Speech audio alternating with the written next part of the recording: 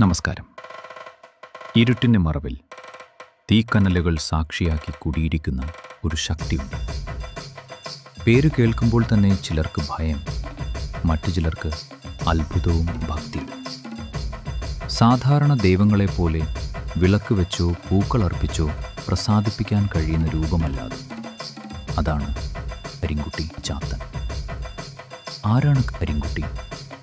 വെറുമൊരു മന്ത്രവാദ മൂർത്തിയോ, അതോ നമ്മളെ കാത്തുരക്ഷിക്കുന്ന കാവൽ ദൈവമോ?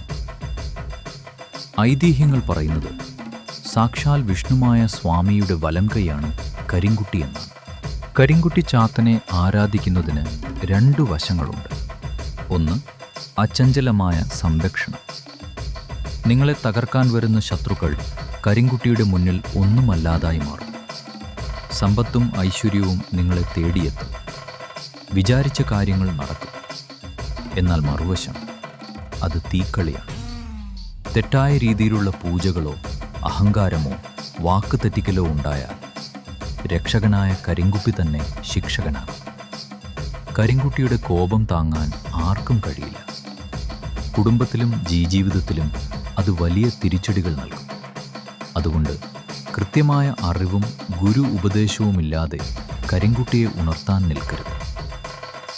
വിശ്വാസം, അതാണല്ല. നേരായ വഴിയിൽ ശുദ്ധമായ മനസ്സോട് വിളിച്ചാൽ കരിങ്കുട്ടി എന്ന കറുത്ത ശക്തി നിങ്ങളുടെ ജീവിതത്തിലെ വെളിച്ചമാകും. അല്ലെങ്കിൽ ആ ഇരുട്ട് നിങ്ങളെ വിഴുങ്ങിയേക്കാം. ഈ വീഡിയോ നിങ്ങൾക്ക് ഇഷ്ടപ്പെട്ടെങ്കിൽ ലൈക്ക് ചെയ്യുക, ഷെയർ ചെയ്യുക.